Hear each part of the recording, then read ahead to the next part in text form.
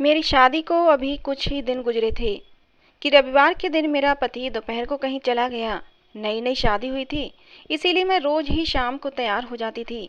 आज भी मैं खूबसूरत सी साड़ी पहने हुए थी, बहुत अच्छी तरह से खुद को तैयार किया था।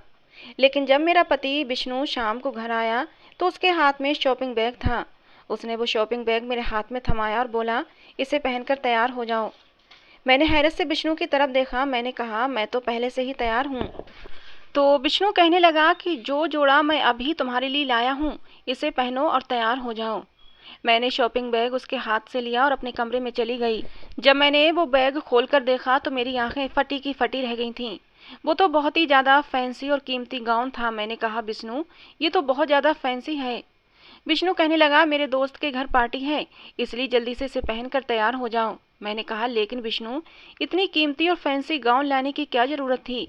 मेरे पास पहले से कपड़े पड़े हुए हैं, मैं वो पहन लेती। इतना पैसा खर्च करने की क्या ज़रूरत थी? मेरी शादी पर भी विष्णु ने कोई ज़्यादा कपड़े नहीं लगाए थे।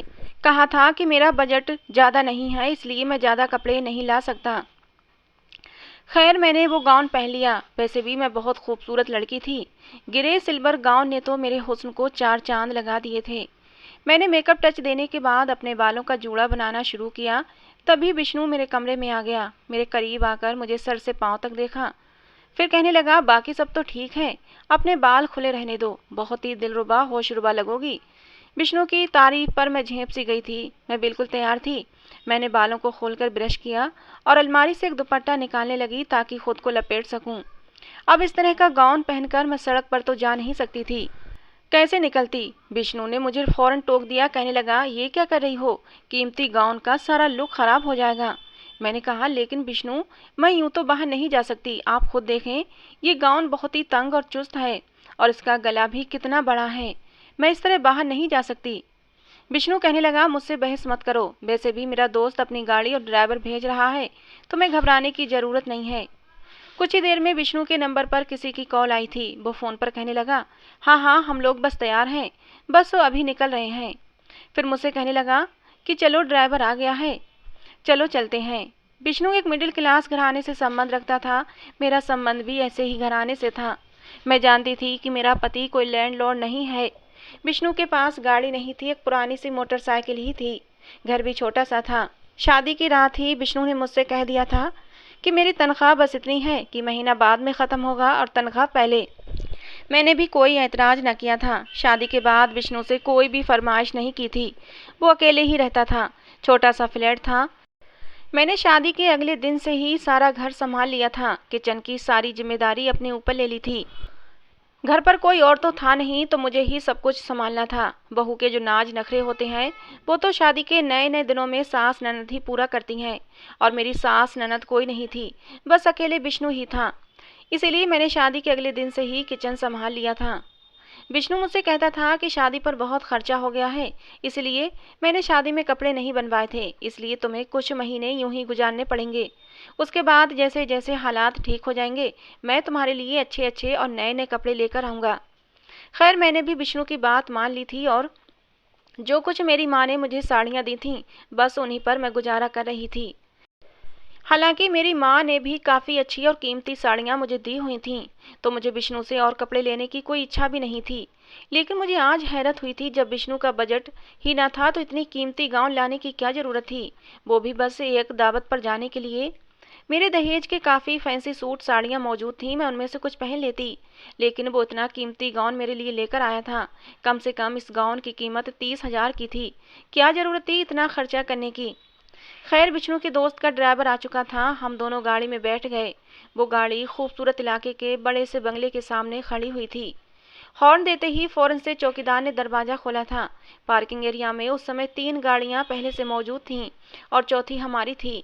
साइड पर बना बगीचा भी बेहद खूबसूरत और कीमती फूलों से सजा हुआ था, लेकिन वहां पर इतनी लाइटिंग नहीं थी जैसा कि दावतों और पार्टियों पर होता है। विष्णु मेरा हाथ पकड़े मुझे अंदर लॉन्ज में ले गया। मेरा गाउन काफ़ी चुस्त था और उस पर सितम ये कि गला भी बहुत बड़ा था। मुझे एक दुपट्टे की कमी महसूस सी हो रही थी। काश मेरे पास कोई दुपट्टा होता तो मैं उससे खुद को कवर कर लेती। मैं अंदर गई तो मुझे सिवाय मर्दों के वहाँ और कोई भी नजर न आया। वहाँ कोई भी लड़की या औरत नहीं थी। और ये देखकर मैं बुरी तरह से नर्वस हुई थी। ये कैसी पार्टी थी जहाँ सब मर्द ही मर्द थे, औरतें नहीं। और ये अगर सिर्फ मर्दों की पार्टी थी तो फिर विष्णु मुझे यहाँ क्यों लेकर आया था? इन हट्टे कट्टे मर्दों को देखकर मैं बिल्कुल विष्णु के साथ लग गई थी। मैंने कहा, विष्णु, यहाँ तो कोई भी औरत नहीं है। वो कहने लगा, ये सब गैर शादीशुदा हैं, तो जाहिर सी बात है उनकी पत्नियां कहाँ से आ सकती हैं। मुझे अपने साथ लगाए वो अपने दोस्तों के पास आ गया। मुझे हैरत का झटका उस समय लगा जब विष्णु ने मेरा इंट्रोडक्शन अपने दोस्तों से करवाया और वो एकदम मेरे करीब आकर मेरे गले लगने लगे। मैं एकदम बिदक कर पीछे हटी थी। ये कौन सा तरीका था? फिर मुझे विष्णु के दोस्त कुछ अच्छे भी नहीं लग रहे थे। अजीब तेज सी नजरें थीं। ऐसा लग रहा था जैसे नजरों ही नजरों में मेरा पोस्टमार्टम कर रहे हों। तब मुझे सर से पैर तक घूर घूर कर सब देखने लगे। उनकी आंखों में ऐसी बेबाकी थी कि मुझे अपने शरीर पर चींटियां सी रेंगती महसूस होने लगी थीं। मेरा दिल बहुत ज़्यादा घबराया हुआ था। मुझे इस कदर बेचैनी होने लगी कि फौरन से इस घर से बाहर निकल जाऊं। वहां उस समय 5 मर्द थे और पांचों के हाथ में कांच के गिलासों में ब्राउन रंग का कोई लिक्विड था। सबकी आंखें न जाने किस जज्बी की वजह से लाल लाल सी हो रही थीं। ऐसा महसूस हो रहा था जैसे नशे की हालत में हों। मैं बहुत ज़्यादा घबरा चुकी थी। इसलिए मैं विष्णु के पास जाकर उससे बिल्कुल लगकर खड़ी हो गई। मैंने कहा, विष्णु, मुझे यहाँ नहीं रुकना, मुझे आप घर छोड़ आएं। विष्णु कहने लगा, तुम्हें क्या हो गया है? क्या लड़कियां लड़कों की पार्टी में नहीं जाती? तुम्हें घबराने और डरने की कोई ज़रूरत नहीं है। और एक बात कान खोलकर सुन लो, मुझे घबराने और डरने वाली लड़कियों से सख्त चिढ़ है। मुझे कॉन्फिडेंस से भरी हुई लड़कियां पसंद हैं, जो हर पार्टी में सर उठाकर और कॉन्फिडेंस के साथ जा सकें और एंजॉय कर सकें। इसीलिए डरपोक लड़कियों की तरह रिएक्ट करना बंद करो। ये कहकर उसने मुझे बाजू से पकड़कर खुद से पीछे किया था। मैं तो विष्णु का ये रवैया देखकर ही दंग रह गई थी। मेरी आंखों में आंसू भर आए थे। इससे पहले कि मैं रो देती, विष्णु का एक दोस्त मेरी तरफ बढ़ा और कहने लगा, भाभी जी, आप क्यों परेशान हो रही हैं? मेरी पत्नी दूसरे शहर अपनी माँ के पास रहने गई है और बाकी दोस्त सब कुंवारे हैं। 1-2 साल रुक जाएं, इन सबकी भी शादियां हो जाएंगी तो सबकी पत्नियां किसी भी पार्टी में साथ साथ होंगी। अब अगर हमारी पत्नियां नहीं हैं तो क्या हम मिलना जुलना बंद कर दें? हमने आपके लिए बहुत ही अच्छे खाने का इंतजाम किया है। आपके लिए ही ये पार्टी अरेंज की है और आप हो कि हमसे बात ही नहीं कर रही हो। उसका अंदाज पता नहीं क्यों मुझे मजाक उड़ाने वाला लगा था। फिर वो विष्णु से कहने लगा, आओ विष्णु, डाइनिंग रूम में चलते हैं, खाना बिल्कुल रेडी है। मैं विष्णु का हाथ पकड़े डाइनिंग रूम की तरफ टेबल तक पहुंची थी, जहां पर पूरी टेबल अलग अलग तरह के खानों से भरी पड़ी थी। मैं विष्णु के साथ ही टेबल पर बैठ गई थी। विष्णु के बाकी दोस्त भी सामने कुर्सियों पर बैठ गए। उसका जो दोस्त मेजबान था वो मेरी प्लेट में अलग अलग तरह की डिशेज डाल रहा था। कह रहा था, भाभी ये भी खाकर देखें। वाकई खाना बहुत ही स्वादिष्ट बना था और मुझे भूख भी बहुत लगी थी। अजीब बात तो ये थी कि जैसे जैसे मैं खाना खा रही थी, मेरी आंखें नींद से बंद होने लगी थीं। लेकिन मैं अपना हाथ भी नहीं रोक पा रही थी। खाने का स्वाद ही कुछ ऐसा था। खाना खाते ही मुझे लगा कि अब मुझे बहुत तेज नींद आ रही है, मैं यहीं सो जाऊंगी। मैंने खुमार भरी आंखों से विष्णु की तरफ देखा, जो मुझे उस समय एक के बजाय 4-4 नजर आ रहा था। मैंने कहा, विष्णु, अब घर चलो, मुझे बहुत तेज नींद आ रही है। वो कहने लगा, हाँ हाँ चलो। ये कहकर जैसे ही मैं कुर्सी से खड़ी हुई, लड़खड़ाते हुए विष्णु की बाहों में गिर गई थी और बस 1 मिनट लगा था मुझे अपने होश से बेगाना होते हुए। सुबह जब मेरी आंख खुली तो मेरा सर बुरी तरह से चकरा रहा था। मुश्किल से ही मैंने अपनी आंखें खोली थीं। मैं अपने कमरे में मौजूद थी और अभी अभी तक उसी गाउन में ही थी जो मुझे अपने शरीर पर बुरी तरह से चुभ रहा था। मैंने बड़ी मुश्किल से उठकर बैठने की कोशिश की। मुझे लगा कि जैसे मेरा शरीर मेरा साथ न दे रहा हो। मेरे पूरे शरीर में दर्द की टीसें सी उठ रही थीं। मुश्किल से ही मैंने अपने दुखते शरीर को पीछे बेड से टेक लगाकर बिठाया था। पता नहीं क्यों मैं दर्द से चूर चूर हो रही थी। मुझे अपने अंदर एक अजीब सी कमजोरी सी महसूस हो रही थी। मैंने देखा तो मेरे सारे जेवर उतरे पड़े थे और हाथों में मैंने रात को जो चूड़ियां पहनी थीं, वहां पर खरोंचों और जख्मों के निशान थे। ये देखकर मुझे बहुत हैरत हुई थी। मैं भी ठीक से अपने होशो हवास में भी नहीं आ पाई थी कि तभी विष्णु ट्रे में नाश्ता लेकर अंदर दाखिल हुआ। वो बहुत ही खुश लग रहा था। मुझसे कहने लगा, देखो, आज मैं तुम्हारे लिए पूरी और हलवे का नाश्ता लेकर आया हूँ। मैंने कहा, पता नहीं विष्णु, मेरे शरीर में बहुत दर्द है। मेरी बात पर वो चिंतित होने की बजाय मुस्कुराने लगा। रोमांटिक होते हुए कहने लगा, रात तुम बहुत ज़्यादा खूबसूरत लग रही थीं, फिर मुझ पर गिरकर बेहोश भी हो गई थीं। इसीलिए घर आते ही मेरी नीयत तुम पर ख़राब हो गई थी। इसीलिए मैंने सोते सोते ही ये कहकर उसकी आंखों में शरारत के रंग उभर आए थे। उसकी शरारत देखकर मैं शर्मा गई थी। मेरी नजरें खुद ब खुद झुक गई थीं। विष्णु कहने लगा, तुम नाश्ता करो, मैं तुम्हारे लिए दर्द की दवा और गर्मा गर्म चाय लाता हूँ, फिर ये दर्द भी आधे घंटे में ठीक हो जाएगा। विष्णु के जाने के बाद मैं दोबारा टेक लगाकर बैठ गई थी, लेकिन मेरे दिमाग में कुछ सवाल उठने लगे थे। हैरत हो रही थी कि हमारी शादी को 8 दिन हो चुके थे और इन 8 दिनों में तो विष्णु ने कभी मुझसे ऐसी जुनूनी मोहब्बत का इजहार नहीं किया था, क्योंकि मेरे पूरे शरीर पर ही जख्म थे। विष्णु तो मेरे साथ बहुत ही प्यार से व्यवहार करता था। खैर, अगले दिन तक मैं काफ़ी ठीक हो गई थी, लेकिन मैं नहीं जानती थी कि ये सिलसिला चल ही निकलेगा। अगले रविवार भी मुझे विष्णु ने एक नई मैक्सी लाकर दी। कहने लगा, तैयार हो जाओ, दोस्त के घर पार्टी पर जाना है। और फिर एक दोस्त के बंगले पर मुझे ले गया। इस बार तो उसके दोस्त मुझसे पहले से भी ज़्यादा फ्री होकर मिले थे। कहने लगे, भाभी, आपके हुस्न के तो हम दीवाने हो गए हैं। विष्णु तो बड़ा खुशनसीब है कि उसे आप जैसी पत्नी मिली है। मुझे विष्णु के दोस्तों से मुंह से इस तरह की तारीफें सुनना बुरी लग रही थीं। मैंने गुस्से से उन्हें घूर कर देखा तो वो ढीठ बनकर हंसने लगे। मैं सोच चुकी थी कि घर जाते ही विष्णु से कहूंगी कि मैं आगे से ऐसी पार्टियों में नहीं जाऊंगी। मुझे मर्दों की इस तरह से फ्री होना और उनका मजाक करना बिल्कुल भी पसंद नहीं था। इस बार भी मेरे साथ वही हुआ था। जैसे ही मैंने खाना खाया, मुझ पर नींद फिर से सवार होने लगी थी और मैं फिर से बेहोश हो गई। अगले रोज मेरा शरीर दर्द से फिर चूर चूर था, लेकिन मैंने एक बात नोट की थी कि विष्णु बहुत खुश रहता था। घर पर फल भी लाने लगा था और पैसा भी बड़े खुले हाथ से खर्च कर रहा था। हालांकि उसकी तनख्वाह इतनी ज़्यादा न थी, फिर ये रोज रोज की अय्याशियाँ कैसे हो रही थीं। घर आते हुए वो रोजाना अच्छे से होटल का खाना साथ लाता। मुझसे कहता, कोई ज़रूरत नहीं है तुम्हें किचन में अपना आप खपाने की, तुम्हारा ये खूबसूरत हुस्न मात पड़ जाएगा। कभी कभी तो मुझे विष्णु की बातें बड़ी अजीब लगती थीं। मैंने कहा कि हर औरत घर के काम करती है और मुझे भी अच्छा लगता है कि घर के काम करूं, आपके लिए खाना बनाऊं, आपके काम करूं। विष्णु कहने लगा कि नहीं, तुम बस अपने हुस्न का ख्याल रखा करो, इसे निखारा करो, खुद को संवारा करो। तुम नहीं जानती कि तुम्हारा ये हुस्न मेरे लिए क्या अहमियत रखता है। मेरा हाथ थामे वो मुझसे मोहब्बत भरी बातें कर रहा था। फिर वो कहने लगा, जानती हो तुम्हें पाने के लिए मैंने कितने पापड़ बेले हैं। ये बात सुनकर मुझे हैरत हुई थी, क्योंकि हमारा रिश्ता तो एक रिश्ते कराने वाली की वजह से हुआ था। मैंने तो पहले कभी विष्णु को नहीं देखा था। मैंने हैरत से उसे देखा और कहा, क्या मतलब। मेरी बात पर वो हंसने लगा और बोला, मैंने तुम्हें एक मॉल में शॉपिंग करते हुए देखा था और मैं तुम्हें देखकर ही तुम पर फिदा हो गया था। वहीं से मैं तुम्हारा पीछा शुरू कर चुका था। तुम्हारा घर देखा, फिर मालूम हुआ कि तुम्हारी माँ तुम्हारे लिए रिश्ता देख रही है। मेरा विश्वास करो, ये सुनकर तो मुझे बहुत डर लगा था कि कहीं मैं तुम्हें खो न दूं। फिर विष्णु कहने लगा, एक बार मैंने तुम्हारे घर से बाहर एक रिश्ता कराने वाली को निकलते देखा था। मैंने उसी से कहा कि अगर वो मेरा रिश्ता तुमसे करवा दे तो मैं उसे अच्छी खासी रकम दूंगा। बस फिर क्या था, वो मेरी बात मान गई और यूं मेरा रिश्ता तुमसे हो गया। मैं तो विष्णु की बात सुनकर हैरत से उसे देख रही थी। मुझे नहीं पता था मेरा पति मुझसे पहले से ही मोहब्बत करता था और मुझे पाने के लिए उसने इतना सब कुछ किया। मेरे दिल में विष्णु के लिए और भी मोहब्बत और कदर बढ़ गई थी, लेकिन मैं नहीं जानती थी कि सच तो कुछ और ही था। इस रविवार को जब मुझे विष्णु ने फिर से कीमती साड़ी लाकर दी तो मैंने कहा, नहीं विष्णु, मुझे आपके किसी भी दोस्त की पार्टी पर नहीं जाना है। मेरी बात सुनकर उसके चेहरे के हाव भाव एकदम से बदले थे। मुस्कुराहट गायब हो गई थी और चेहरे पर गुस्से की लकीरें उभर आई थीं। कहने लगा, क्या मतलब है तुम्हारा? वो लोग कितनी चाह से तुम्हें बुलाते हैं। मैंने कहा, नहीं, मुझे नहीं जाना। ना जाने वो कैसा खाना मुझे खिलाते हैं कि खाते ही मुझे नींद आ जाती है और सुबह मेरी बहुत बुरी हालत होती है। 2 दिन तक तो मैं चलने फिरने से भी मजबूर रहती हूँ और फिर वहाँ पर सिर्फ मर्द होते हैं। मेरा वहाँ क्या काम है? आपको जाना है, आप अपने दोस्तों के साथ समय गुजारें, मौज करें, लेकिन मैं नहीं जाऊँगी। ये कहकर मैं अपने बेड पर बैठ गई।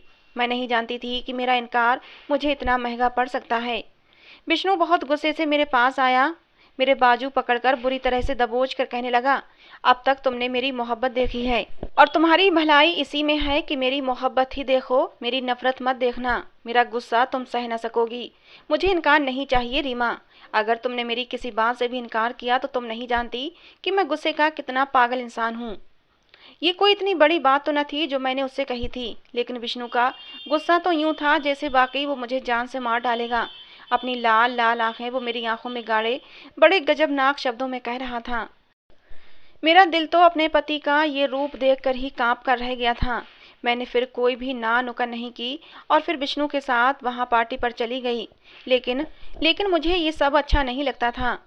ना जाने क्यों टेबल पर मुझे आज इतने स्वादिष्ट खाने भी बुरे लग रहे थे, क्योंकि ये मुझे होशो हवास से बेगाना कर देते थे। मैंने बहुत कम सब्जी अपने प्लेट में डाली थी और खाने लगी। लेकिन जैसे ही विष्णु के दोस्त की नज़र मुझ पर पड़ी, कहने लगा, भाभी क्या बात है, आप खाना ठीक से नहीं खा रही? मैंने कहा, मुझे भूख नहीं है। मेरा ये कहना था कि उसने एक अजीब तरह का इशारा विष्णु को किया था और ये देखकर मेरे हवास गुम भी हुए थे। विष्णु ने फौरन ही सामने रखे बाउल में से पनीर की ढेर सारी सब्जी मेरे प्लेट में डाल दी थी और कहने लगा, पूरा ख़त्म करो इसे। वो मुझे घूरती हुई नज़रों से कह रहा था। मैंने मुश्किल से वो सब्जी ख़त्म की थी और फिर खाते ही मेरी वही हालत हो गई थी। अब तो मुझे विष्णु पर भी शक होने लगा था। अगले रविवार आने से पहले ही मैंने तबीयत खराबी का बहाना किया और अपने मायके चली आई। मेरी छोटी बहन के रिश्ते की बात तय हो गई थी और छोटी सी मंगनी की रस्म घर पर ही थी। मेरी बहन शॉपिंग पर गई तो मुझे भी साथ ले गई। वहीं मेरी मुलाकात विष्णु के उन 5 दोस्तों में से एक के साथ हो गई। वो बातों बातों के दौरान बार बार मेरी बहन को ही देख रहा था। कहने लगा, भाभी जी, इस बार हमारे घर आए तो अपनी बहन को भी जरूर लाना। ये तो आपकी तरह बड़ी कमाल चीज है। मुझे उस इंसान की इस तरह से बातें करना बहुत बुरी लगी थीं। मेरी बहन भी उसे घूर कर देखने लगी। मैंने कहा, आपको तमीज नहीं है बात करने की? मेरी आवाज़ बहुत तेज हो गई थी। आसपास गुजरने वाले लोग भी वहीं खड़े हो गए। ये देखकर उस इंसान को भी गुस्सा आ गया। कहने लगा, तमीज का मतलब पता है तुझे? हम औरत देखकर तमीज करते हैं और तू इस काबिल भी नहीं कि तेरी इज्जत और तमीज से बात की जाए। मैंने कहा, जबान संभाल कर बात करो। वो कहने लगा, क्यों, सच बात बहुत चुभ रही है तुम्हें? एक 2 टके की औरत हो और मुझसे तमीज की बात कर रही हो? ये शब्द सुनकर मुझे उस पर इतना गुस्सा आया कि मैंने एक जोरदार थप्पड़ उसके मुंह पर दे मारा। इस थप्पड़ की गूंज जिसने सुनी, सारे लोग वहां पर खड़े हो गए थे। कहने लगे, मैडम, अगर इस इंसान ने आपके साथ बदतमीजी की है तो हम इसकी तबीयत अभी साफ की देते हैं। कुछ लड़कों ने तो आस्तीनें तक चढ़ा ली थीं। मेरा जी तो यही चाहा कि कह दूं कि इसका मुंह तोड़ कर रख दो, जिसे औरत से बात करने की भी तमीज नहीं थी। मैंने सोचा कि घर जाकर विष्णु को उसकी हरकत जरूर बताऊंगी कि वो लोग कितने बदतमीज हैं, और वो है कि मुझे वहां हर रविवार को उनके घर पार्टी पर लेकर जाता था। उनकी नज़र में तो किसी की बहन बेटी की कोई इज्जत ही नहीं है। इससे पहले कि मैं वहां खड़े लोगों से कहती कि इसकी अच्छी से दुर्गति बना दो, विष्णु का वो दोस्त कहने लगा, अरे आप लोग इस औरत की बातों में मत आओ। ये तो एक बाजारू औरत है, जिस्म फरोशी का काम करती है और मैं इसका ग्राहक हूँ। बस यहाँ पर तमाशा बना रही है, खुद को पाक साफ और पवित्र दिखाने के लिए। मेरा ये सुनना था कि मेरे तो कानों से धुआं निकल गया था। मेरे होश उड़ गए थे। मैंने कहा, ये क्या बकवास कर रहे हो?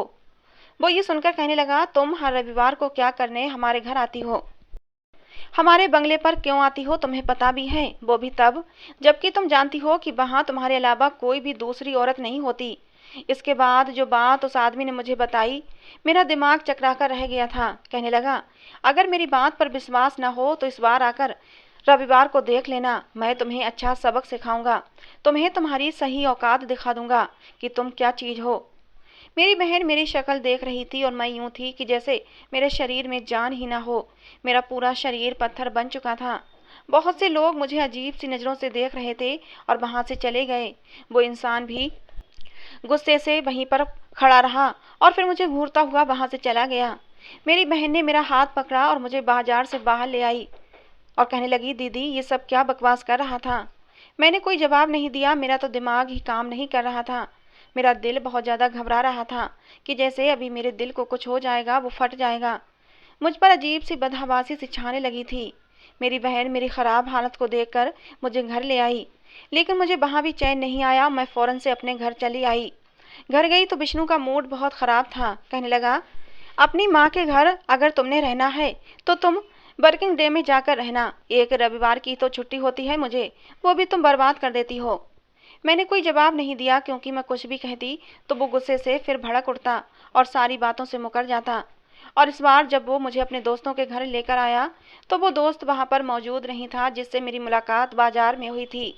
जैसे ही मैंने आधा खाना खाया, मैं फौरन से खांसने लगी और वॉशरूम में चली गई। मुझे वो खाना अपने अंदर हजम नहीं करना था, इसलिए मैंने अपने हलक में उंगली मार मार कर उल्टी कर दी। जो कुछ खाया था सब कुछ बाहर आ चुका था, इसीलिए मुझ पर नशे का असर नहीं हुआ था। मैं बाहर आई और बेहोश होने का नाटक करने लगी। विष्णु ने मुझे अपनी बाहों में लिया और कमरे में ले गया और मुझे बेड पर लेटा दिया। वो अभी कमरे में ही आया था कि उसके दोस्त भी पीछे पीछे कमरे में आ गए। विष्णु कहने लगा कि इस बार मैं डबल कीमत लूंगा। जो हश्र तुम लोग रात भर मेरी पत्नी के साथ करते हो, उसके चलते अब ये बीमार रहने लगी है। तुम लोगों के दिए हुए पैसे आधे तो उसकी दवाई और डॉक्टर पर खर्च हो जाते हैं, मुझे क्या फ़ायदा हुआ। उसके दोस्त कहने लगे कि हमें मंजूर है, तुम इसकी जितनी चाहे कीमत ले सकते हो। मेरा जी चाहा जमीन फटे और मैं उसमें समा जाऊं। मेरा ही पति मेरी इज्जत का सौदा कर रहा था। पति तो पत्नी का रक्षक होता है, उसे गंदी नज़रों से बचाने के लिए वो उस पर पड़ने वाली गंदी नज़र को निकाल कर फेंक देता है। एक ऐसा पति था जो मेरा ही सौदा कर रहा था। इससे पहले कि वो लोग मेरे साथ कुछ भी गलत करते, पुलिस जीप का हॉर्न बंगले के बाहर बजने लगा था और उस हॉर्न को सुनकर वो सब लोग घबरा गए थे। मैं यहाँ आने से पहले पुलिस को सारी इन्फॉर्मेशन दे चुकी थी। जब तक पुलिस अंदर आई मैं उठकर बैठ गई थी। मुझे यूं बैठता देखकर विष्णु और बाकी मर्दों की रंगत उड़ गई थी। मैं बेड से उठी और विष्णु के मुंह पर एक जोरदार थप्पड़ मारा था और उसके मुंह पर मैंने थूक दिया। मैंने कहा, थू है तुम जैसे पति पर जो अपनी ही पत्नी की इज्जत का सौदा करते हो। और फिर मैंने उसे धक्का देकर पुलिस के सामने कर दिया कि ले जाओ इस नीच और घटिया इंसान को। सब कुछ आप अपनी आंखों से देख चुके हैं। मैंने अपने पति को गिरफ्तार करवा दिया था क्योंकि उसे खूबसूरत लड़की चाहिए ही इसलिए थी जिसे वो कैश करके पैसे कमा सकता। विष्णु जेल में बंद था और इस दौरान मैंने तलाक का मुकदमा दायर कर दिया था। मुझे तलाक भी हो चुकी थी, लेकिन मुझे अपने माँ बाप से बस एक शिकवा था।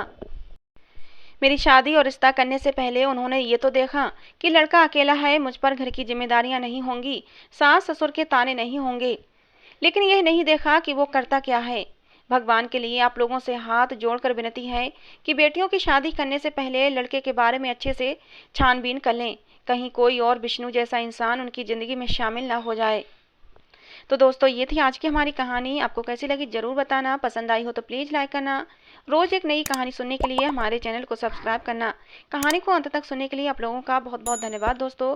जाते जाते दोस्तों कहानी को लेकर अपनी राय ज़रूर दिया करें, जिससे कि हमें पता लगे कि आपको हमारी कहानी पसंद आती है या नहीं।